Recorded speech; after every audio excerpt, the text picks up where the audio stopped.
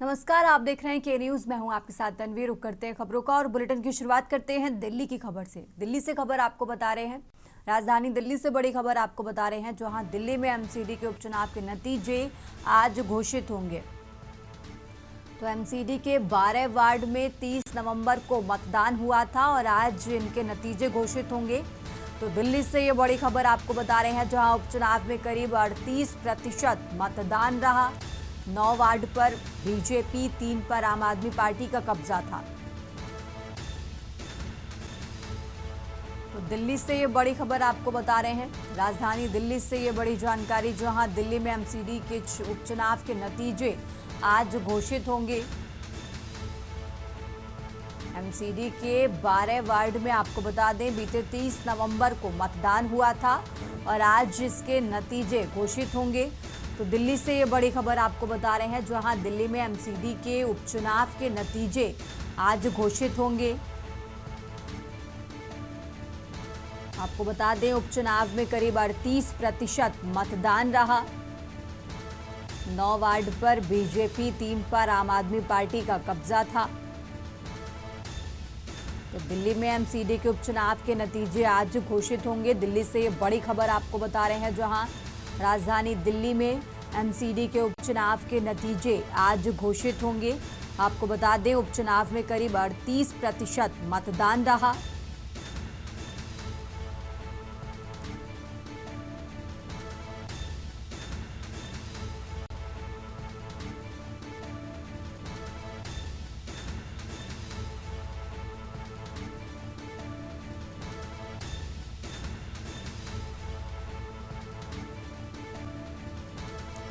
तो दिल्ली एमसीडी के 12 वार्डों के उपचुनाव का आज रिजल्ट घोषित होगा। ये बड़ी खबर आपको दिल्ली से बता रहे हैं, जहां आपको बता दें, करीब 38% मतदान हुआ।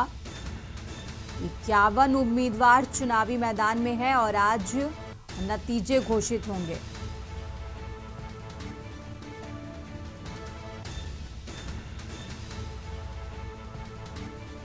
और इसी खबर पर ज्यादा जानकारी के लिए हमारे साथ अखिलेश जी जुड़ चुके हैं। अखिलेश जी, इस तरीके से आज दिल्ली एमसीडी में जो उपचुनाव हुए, आज उनका नतीजे आने वाले हैं, कितने बजे तक ये तस्वीर साफ हो जाएगी? पूरा अपडेट क्या है इसको लेकर? देखिए तन्वी, दिल्ली नगर निगम चुनाव की मतगणना सुबह 8 बजे शुरू हो गई है। 12 वार्ड में हुए 30 नवंबर के चुनाव की मतगणना चल रही है और मतगणना शुरू होने के बाद ही अभी रुझान आना कुछ ही देर में शुरू हो जाएंगे। और जो 12 वार्ड के उपचुनाव हुए हैं उन पर मतगणना 8 बजे से शुरू हुई है। इसमें 9 सीटें भारतीय जनता पार्टी के कब्जे में थी, 3 सीटें आम आदमी पार्टी के कब्जे में थी। हालांकि उपचुनाव की 12 सीटों पर जो कड़ा मुकाबला उसमें देखने को मिल रहा था, तो वो दोनों तरफ से भारतीय जनता पार्टी, आम आदमी पार्टी के बीच था।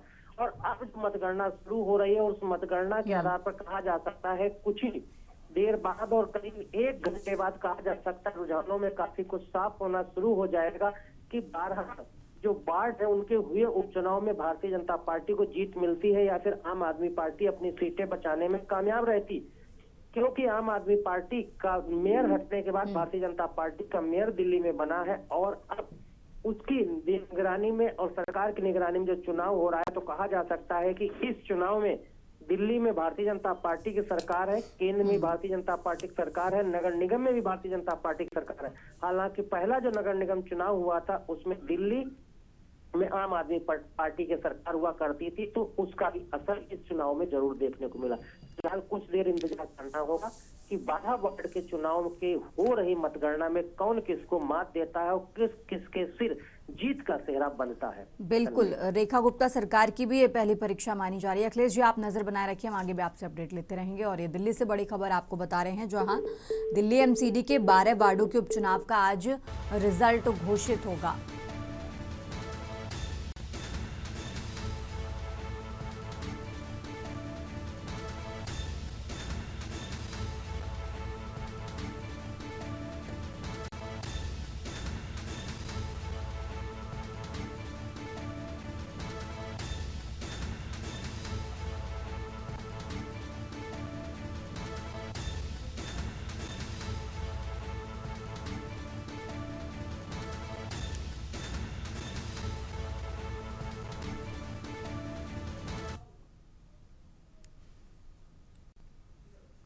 आगे बढ़ते हैं खबरों में। खबर लखनऊ से है, जहां यूपी के अधिकारी और कर्मचारियों को निर्देश जारी किए गए हैं। चल अचल संपत्तियों का ब्यौरा न देने वाले की पदोन्नति रोकी जाएगी। ब्यौरा न देने वाले अधिकारियों कर्मचारियों को पदोन्नति नहीं होगी। तो लखनऊ से खबर आपको बता रहे हैं, जहां मुख्य सचिव एसपी गोयल ने यह आदेश जारी किया है और संपत्तियों का जो ब्यौरा है वो 31 जनवरी 2026 तक देना निर्धारित कर दिया गया है। तो जानकारी ना देने वालों की पदोन्नति रुकेगी और इसी के साथ आपको बता दें 1 फरवरी से होने वाली पदोन्नति में शामिल नहीं किया जाएगा। तो लखनऊ से ये बड़ी खबर आपको बता रहे हैं, जहां अधिकारियों और कर्मचारियों के लिए ये दिशा निर्देश जारी किए गए हैं। तो चल अचल संपत्तियों का ब्यौरा न देने वालों की पदोन्नति रुकेगी। 31 जनवरी निर्धारित कर दिया गया है और इसके बाद 1 फरवरी से होने वाली पदोन्नति में अधिकारियों और कर्मचारियों को शामिल नहीं किया जाएगा। तो लखनऊ से खबर आपको बता रहे हैं, मुख्य सचिव एसपी गोयल की तरफ से यह आदेश जारी किया गया है। और इसी खबर पर ज्यादा जानकारी के लिए हमारे साथ मनीष जी जुड़ चुके हैं। मनीष जी, इस तरीके से जानकारी मिल रही है कि मुख्य सचिव एसपी गोयल की तरफ से निर्देश जारी किया गया है। 31 जनवरी लास्ट डेट दी गई है कि इतनी डेट तक सभी कर्मचारियों और अधिकारियों को अपनी चल अचल संपत्ति का ब्यौरा देना है। मनीष जी।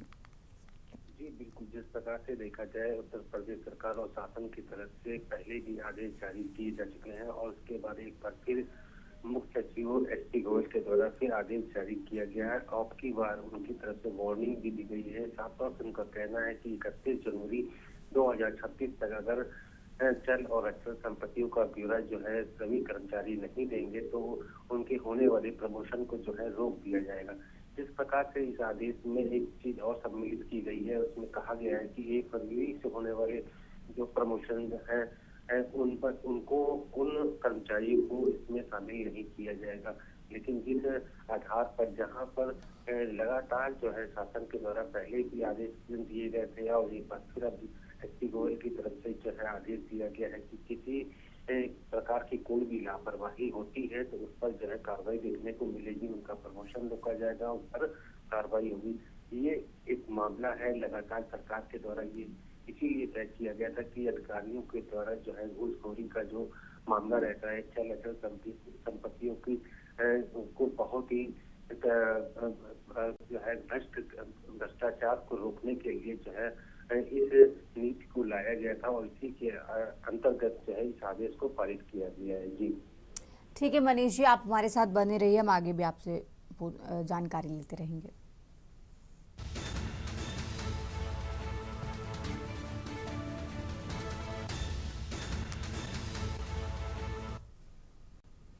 आगे बढ़ते हैं खबरों में। खबर लखनऊ से है, जहां विश्व दिव्यांग दिवस पर पुरस्कार वितरण आज है। तो पुरस्कार वितरण करेंगे उत्तर प्रदेश के मुख्यमंत्री योगी आदित्यनाथ। लखनऊ से खबर आपको बता रहे हैं, जहां विश्व दिव्यांग दिवस पर पुरस्कार वितरण का आज आयोजन किया गया है। करीब 10:30 बजे इंदिरा गांधी प्रतिष्ठान में ये कार्यक्रम होगा और इस कार्यक्रम में शामिल होंगे उत्तर प्रदेश के मुख्यमंत्री योगी आदित्यनाथ। तो इस कार्यक्रम जुड़ी जानकारी आपको बता दें, जहां करीब 500 दिव्यांग जनों को ट्राईसाइकिल सहायक उपकरण बांटे जाएंगे। तो दिव्य कला प्रदर्शनी का उद्घाटन करेंगे उत्तर प्रदेश के मुख्यमंत्री और इसी के साथ दिव्यांग बच्चों को पाठ्य सामग्री का भी वितरण यहां पर किया जाएगा। तो इस कार्यक्रम में मंत्री नरेंद्र कश्यप भी मौजूद रहेंगे। इस कार्यक्रम से जुड़ी अहम जानकारी आपको बता रहे हैं। लखनऊ से खबर आपको बता रहे हैं, जहां विश्व दिव्यांग दिवस पर पुरस्कार वितरण का आयोजन किया गया है। करीब 10:30 बजे इस कार्यक्रम की शुरुआत होगी और उत्तर प्रदेश के मुख्यमंत्री योगी आदित्यनाथ इस कार्यक्रम में मौजूद रहेंगे। और इसी के साथ आपको बता दें, इस कार्यक्रम में मंत्री नरेंद्र कश्यप भी मौजूद रहेंगे। तो करीब 10:30 बजे इस कार्यक्रम की शुरुआत होगी। सीएम योगी आदित्यनाथ इस कार्यक्रम में मौजूद रहेंगे और इसी के साथ मंत्री नरेंद्र कश्यप भी शामिल होंगे। और ज्यादा जानकारी के लिए हमारे साथ मनीष जी लगातार जुड़े हुए हैं। मनीष जी, इस तरीके से विश्व दिव्यांग दिवस पर पुरस्कार वितरण का कार्यक्रम का आयोजन किया गया है, इस कार्यक्रम में क्या कुछ जानकारी है आपके पास? जी, विश्व दिव्यांग दिवस का कार्यक्रम जो है लखनऊ के इंदिरा गांधी प्रतिष्ठान में किया गया है, जहां पर उत्तर प्रदेश के मुख्यमंत्री योगी आदित्यनाथ 10:30 बजे पहुंचेंगे और उनके द्वारा जो है उसका टीवी कला प्रदर्शनी का उद्घाटन किया जाएगा। साथ ही साथ जो उनके द्वारा जो है दिव्यांग बच्चों की पाठ्य सामग्री का जो है उनके द्वारा वितरण किया जाएगा। साथ में 500 दिव्यांगों को ट्राई साइकिल एवं सहायक उपकरण भी दिए जाएंगे। तो कह सकते हैं जिस प्रकार से जो है हर साल इसी प्रकार से उत्तर प्रदेश सरकार जो है दिव्यांगों को लेकर के अलग अलग कार्यक्रम करती रहती है और जिस प्रकार से उनको प्रोत्साहन या उनके रोजगार के लिए हर एक प्रकार से कदम उठाती है।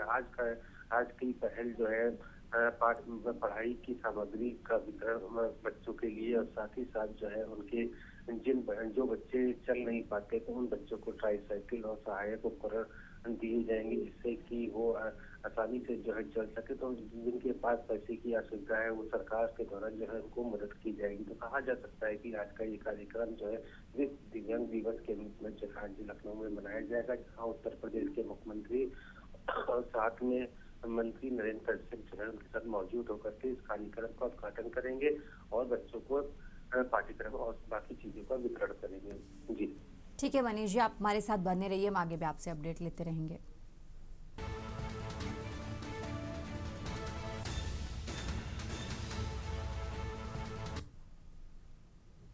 आगे बढ़ते खबरों में लगातार बात कर रहे हैं लखनऊ की। लखनऊ से एक और खबर आपको बता रहे हैं, जहां जेलों में जाति देखकर अब काम नहीं मिलेगा। उत्तर प्रदेश की जेलों में बंदियों की जाति देखकर अब काम नहीं मिलेगा। लखनऊ से खबर आपको बता रहे हैं, जहां बंदियों से जुड़े अभिलेख में जाति का उल्लेख नहीं होगा। सुप्रीम कोर्ट के आदेश के बाद यूपी सरकार का ये बड़ा फैसला सामने आया है। जेल मैनुअल में प्रथम संशोधन के प्रस्ताव को मंजूरी दी गई है।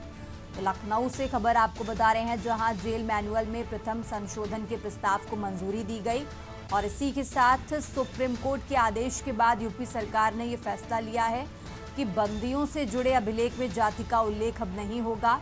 बंदियों की जाति देखकर काम नहीं मिलेगा। तो जेलों में कैदियों की जात देखकर उनको काम नहीं सौंपा जाएगा। लखनऊ से खबर आपको बता रहे हैं, राजधानी लखनऊ से यह अहम जानकारी आपको बता रहे हैं, जहां सुप्रीम कोर्ट के आदेश के बाद यूपी सरकार ने ये फैसला लिया है कि जेलों में कैदियों की जात को देखकर उनको काम नहीं सौंपा जाएगा। और ज्यादा जानकारी के लिए हमारे साथ मनीष जी लगातार जुड़े हुए। मनीष जी, इस तरीके से सुप्रीम कोर्ट के आदेश के बाद यूपी सरकार ने यह बड़ा फैसला सुनाया है कि अब जेलों में बंदियों की जाति को देखकर उनको काम नहीं सौंपा जाएगा। मनीष जी। जी बिल्कुल, जिस प्रकार से सुप्रीम कोर्ट ने ये आदेश दिया था कि जेल में जो कैदी बंद हैं उनकी जातियों को लेकर के जो है उनको काम नहीं दिया जाएगा। जिस प्रकार से देखा जाता था कि पहले जातियों के आधार पर जो है जेल में जाने पर जो है उनको चाहे वो नाई है कि पढ़ाई है, उसी प्रकार से जो है उनको जो है काम जेल प्रशासन के द्वारा दिया जाता था। लेकिन अब इस प्रकार से सुप्रीम कोर्ट के आदेश के बाद जो है उत्तर प्रदेश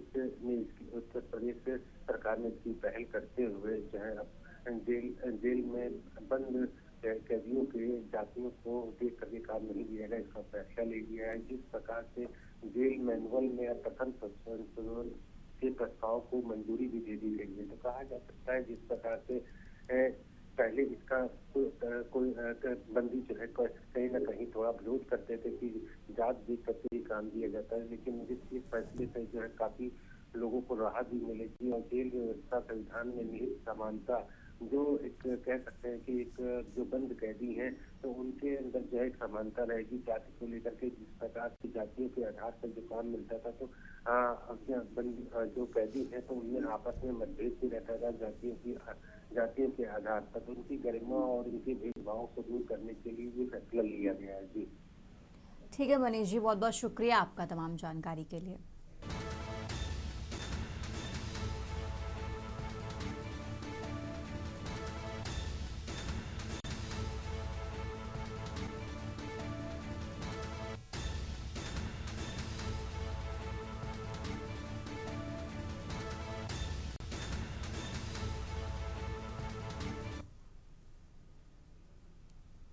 और अब खबर सीतापुर से है, जहां दबंगों ने महिला समेत व्यक्ति की पिटाई की है। हमले में एक व्यक्ति का हाथ भी तोड़ा। दबंगों ने लोहे की रॉड को बेरहमी से पिटाई की है।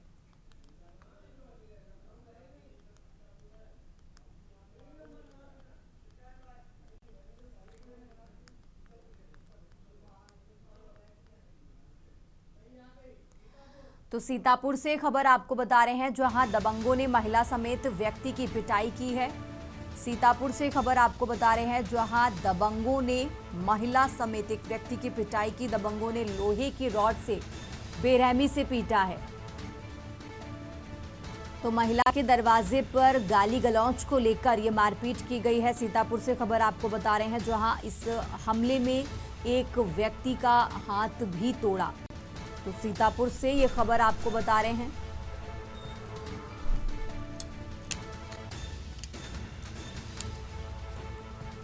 तो गाली गलौज को लेकर ये मारपीट की गई।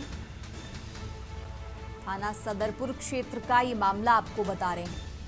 सीतापुर से खबर, जहां दबंगों ने महिला समेत एक व्यक्ति की पिटाई की है।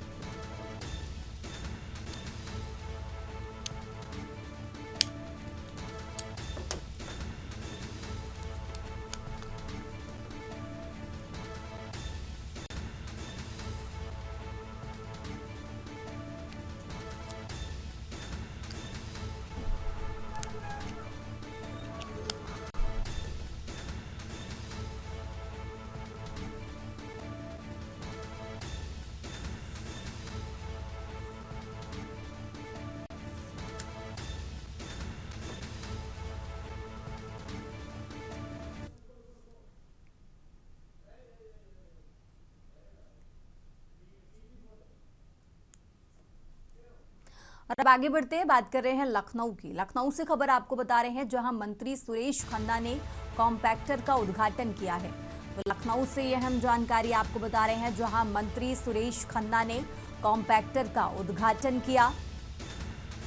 नगर निगम की ओर से पीसीटीएस शुरू किया गया है। लखनऊ से ये बड़ी खबर आपको बता रहे हैं, जहां 20 घन मीटर क्षमता वाले 2 हाईटेक कॉम्पैक्टर जिनका उद्घाटन किया गया है। नगर निगम की ओर से पीसीटीसी शुरू की गई।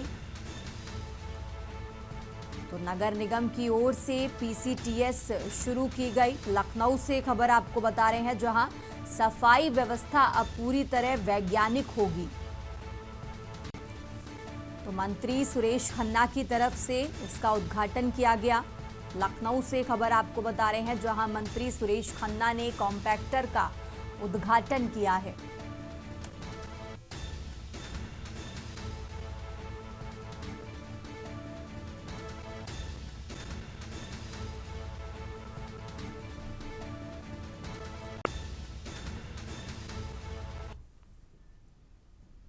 और अब खबर हमीरपुर से है। हमीरपुर से खबर आपको बता रहे हैं, जहां हमीरपुर में सिपाही पर हमला करने का आरोप लगा है। सिपाही पर हमला करने का ये मामला आपको बता रहे हैं। हमीरपुर से खबर आपको बता रहे हैं, जहां भीड़ ने सिपाही आशीष को बंधक बनाकर हमला किया। तो सिपाही पर यहां पर हमला किया गया है। हमीरपुर से खबर आपको बता रहे हैं, जहां पुलिस ने भागकर अपनी जान बचाई। तो हमीरपुर से खबर, जहां भीड़ ने सिपाही आशीष को बंधक बनाकर हमला किया।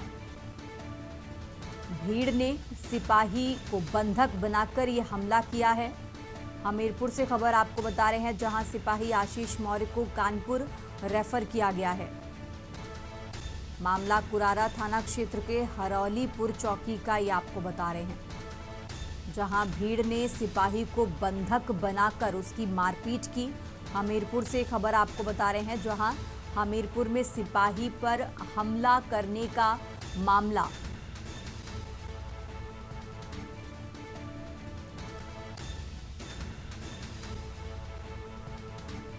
तो पुलिस ने भागकर अपनी जान बचाई है। हमीरपुर से खबर आपको बता रहे हैं, जहां भीड़ ने सिपाही आशीष को बंधक बनाकर हमला किया। सिपाही पर हमला करने का ये मामला आपको बता रहे हैं, जहां फिलहाल सिपाही को कानपुर रेफर कर दिया गया है। इस बुलेटिन में फिलहाल इतना ही। आप देखते रहिए के न्यूज़ इंडिया।